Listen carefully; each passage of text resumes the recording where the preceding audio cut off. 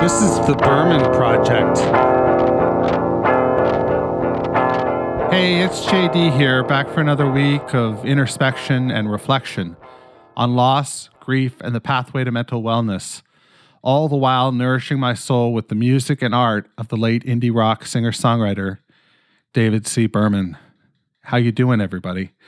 I am mostly good, I would say, today.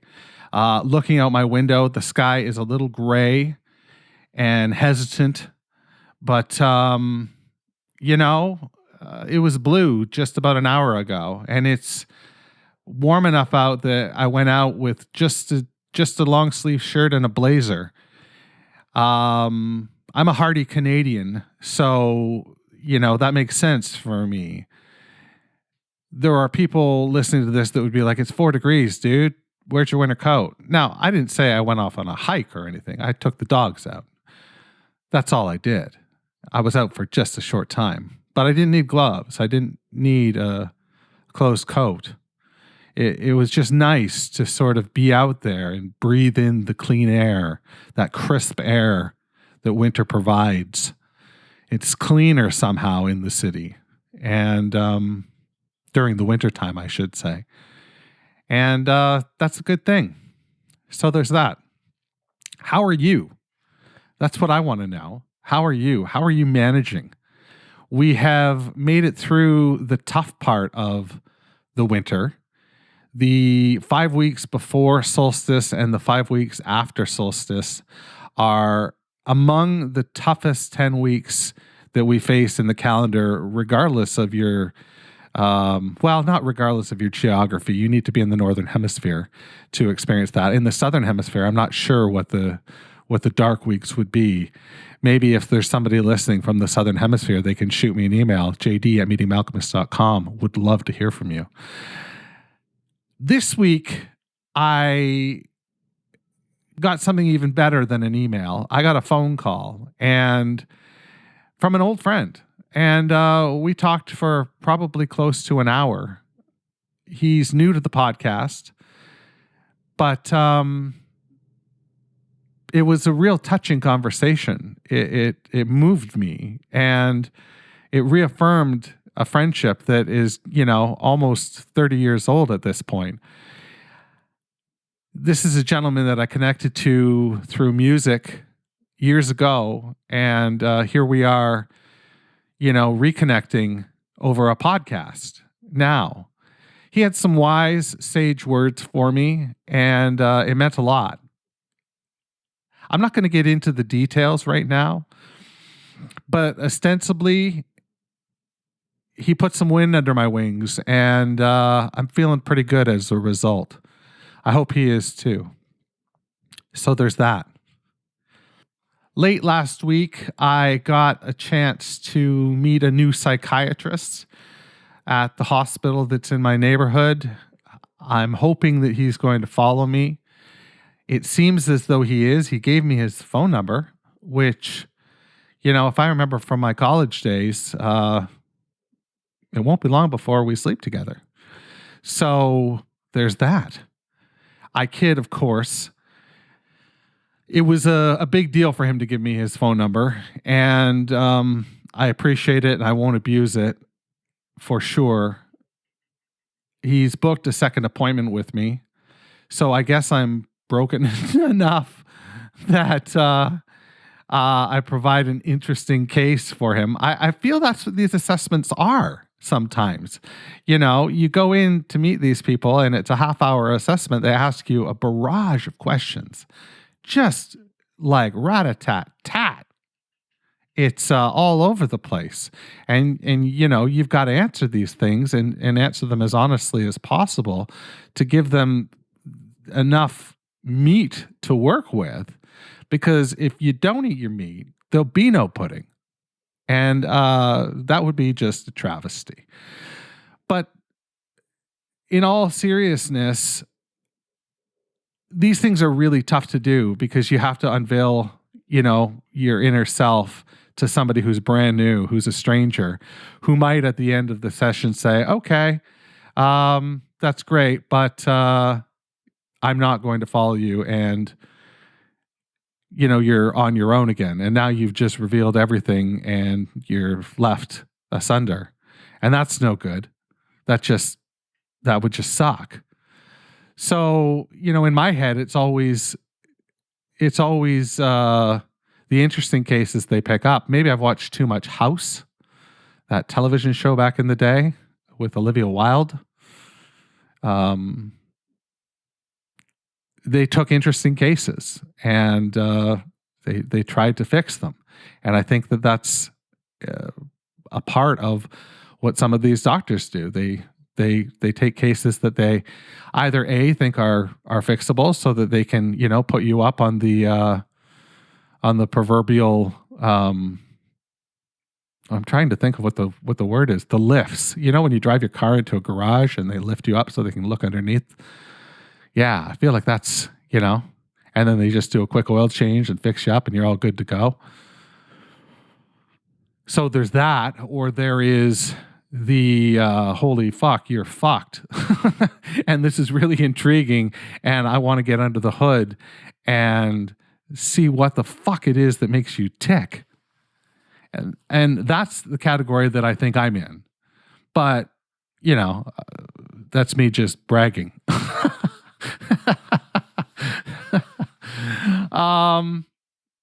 He was very kind, very warm, which is not necessarily the case with most of these doctors. I had another doctor at that hospital, and even though she was my only psychiatrist at the time, I stopped following her because she just was awful. Like, she was really just awful. At the end of the day, I just need somebody to manage my meds. I've got a therapist that I talk to.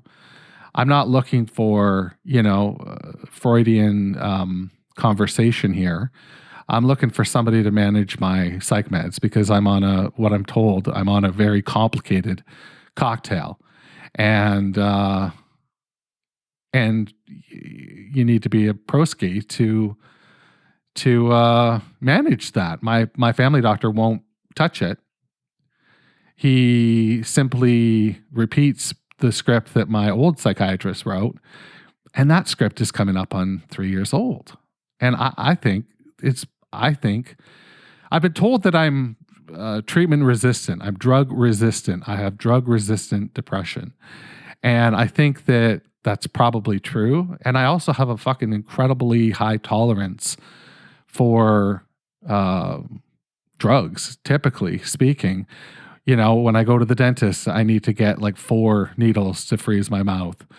Here's something that you didn't want to hear, but during my colonoscopy, I woke up, with 5 minutes left in the colonoscopy. I don't know that was supposed to occur. I can eat an incredible amount of marijuana. I went out a couple weeks ago and I'd had 150 grams and I haven't had any since then. So that's good. It's been 3 weeks since I've had any edibles. I did smoke once. But I've really cut down and significantly cut down because it was getting too high. Like it was my tolerance. Do you find with edibles that your tolerance, if you take them over several days, like your tolerance goes up and it takes more and more? For me, I definitely noticed that. And like I said, 150 grams, I was told, I went out to karaoke and I didn't do any karaoke. I don't know that I did much of anything, but my friend told me it looked like I was having a difficult time sitting upright. But we were also drinking, so there's that. I've stopped drinking as well. I really haven't had much to drink in the last little bit. Now I say that having had 3 or 4 beers yesterday, but I'm doing well. I'm doing good. I feel bright-eyed and bushy-tailed. And I think that that's related. Do you know what I'm saying? Do you know what I'm saying? I'm feeling all right.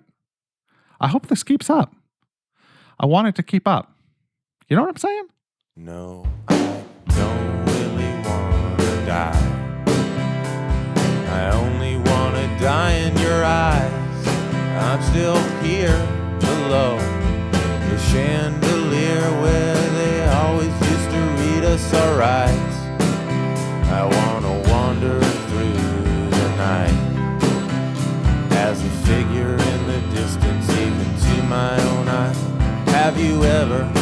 rented a room?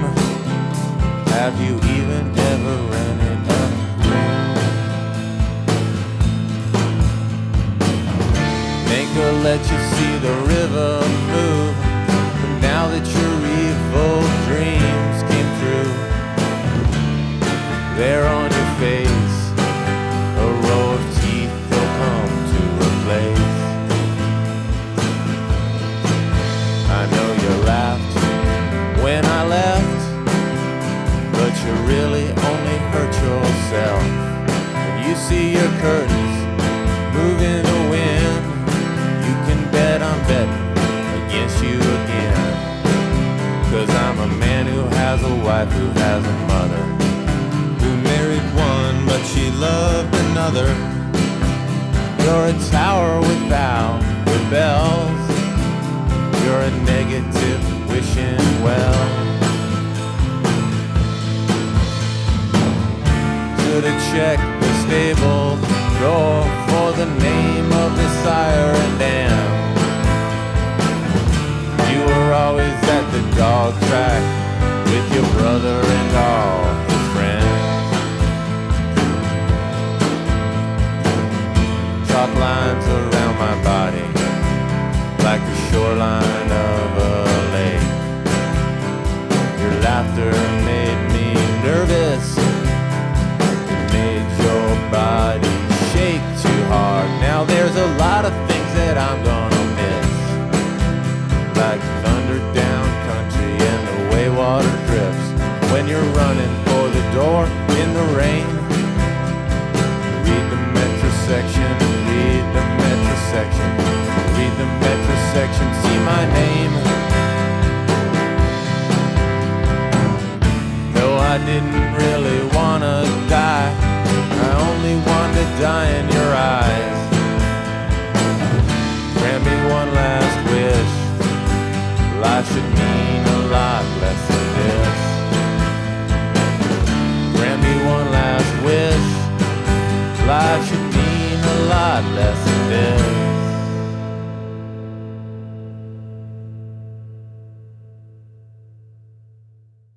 Don't step on it, JD. That's a nice fade. That's a nice, it's not really a fade out. It's just that last note just ringing out, and it's great. And that's the first track from The Natural Bridge, which is the second full-length record from the Silver Jews, although it's really a different band. The Silver Jews from Starlight Walker were Stephen Malcolmus, Bob Nastanovich, and Steve West a little bit on there. There might have been some other session players.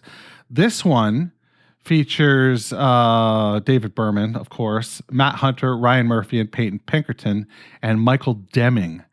Now, Peyton Pinkerton is a name that I know because I reached out to Bob Nastanovich to clarify something, because I've always heard that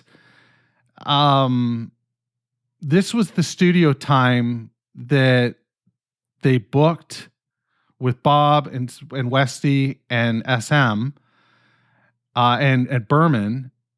And my understanding was that Berman didn't show up.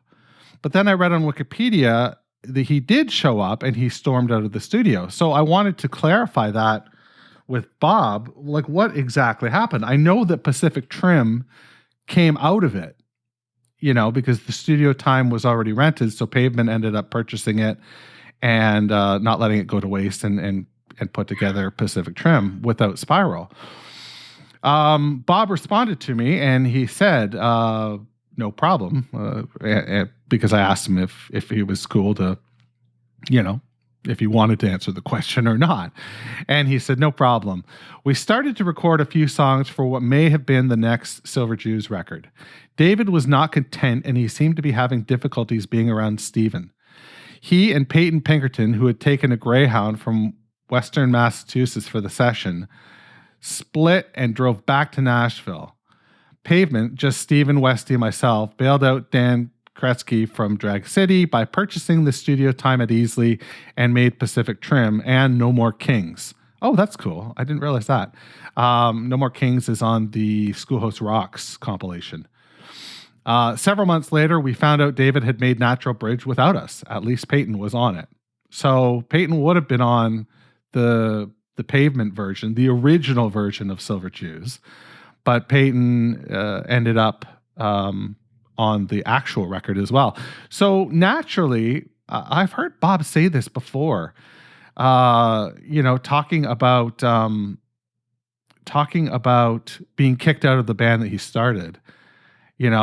Something along those lines. I don't want to quote him, but I just have the feeling that there were hard feelings after that, because I don't think Bob shows up again. SM shows up again on future Jews records, but I don't know that Bob does, and that's too bad. That's too bad.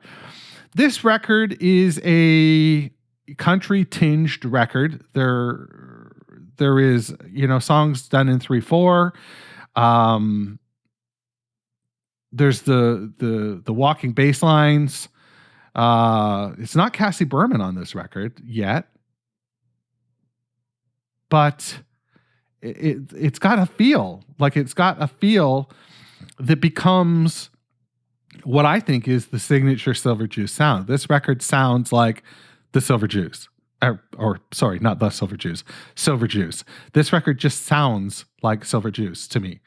And until we get to the end, until we get to the last record, I feel like they all, sort of vibe in that in this space. And I like it. This is the music that I really like. I like that song. There's some good ones coming up, so stick around. Let's read some poetry. We are well on our way through From Cantos for James Michener Part 2. This week we are reading section, what is it? CXXVI, which is 126.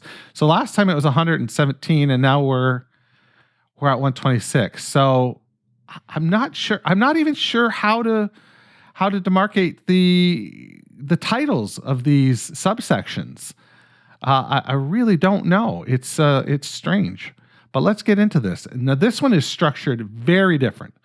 This one is structured in 2 big ass paragraphs, and I'm glad I had my pop filter on there, because big ass, I popped my lips there a little bit.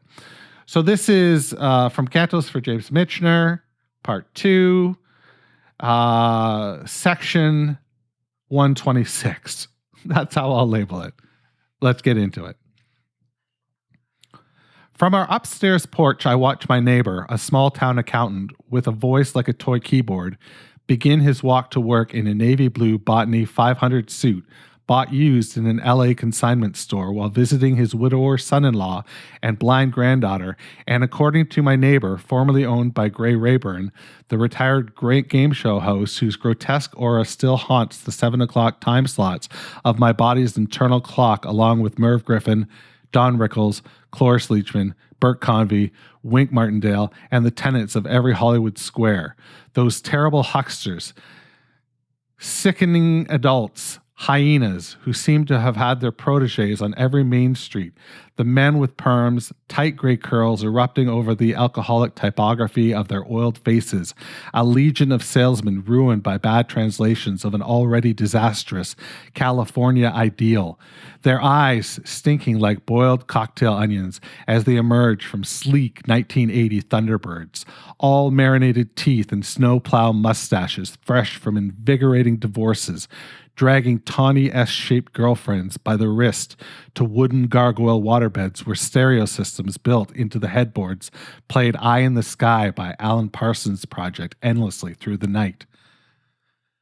These men quietly disappeared sometime during the first Reagan administration. If the Mirronauts did come for them, then they must have leapt down through the bedroom ceilings, and the men must have woken up screaming as their carpeting was ripped up, the aquarium smashed with baseball bats, and then angry, insane, my ex-wife is behind this, isn't she? Obscure cuss words, now lost to us, spilling out of their fat mouths. Jesus Christ. That first paragraph is one sentence. It is heavily punctuated with a litany of commas and a few semicolons, but that is a one breather. Just a couple little pauses there. Wow. That is what I would call a rant to me. It feels like that first paragraph is a rant. A lot of disdain for Hollywood squares, it seems. And then we get into the mirror knots again. The mirror knots are back. And they must have leapt down through bedroom ceilings, and the men must have woken up screaming that their carpeting was ripped up and the aquarium smashed with baseball bats. Wow. Yeah. I got nothing, man. I got nothing. Dave's not here, man. Dave's not here, man. I don't know. When I said man there, I sounded like Tommy Chong. So, have I told you guys that if I opened a weed shop, that's what I would call it? Dave's not here? I would call it Dave's not here. To me, that's instead of fucking weed jar, like the one, my local is called weed jar. So it's like, I have to say when I'm leaving the house, hey guys, I'm going to weed jar. It'd be so cool if I could be like, hey man, I'm going to Dave's not here. Dave's not here, man. Dave's not here. Anyway, that's what I would do. That's what I got for you this week. It's been another good one, and I hope you're well. I hope you enjoyed yourself. Stay hungry. Stay foolish. My voice just cracked. I'm going to say it again. Maybe I'll edit it. Probably I won't. Stay hungry. Stay foolish. And wash your goddamn hands.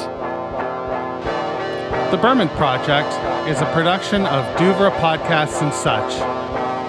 You can find out more about the show at www.thebermanproject.xyz. That's right. I'm fucking Canadian. I'm also social. Find me on Twitter, Instagram, and all the rest at Berman Project.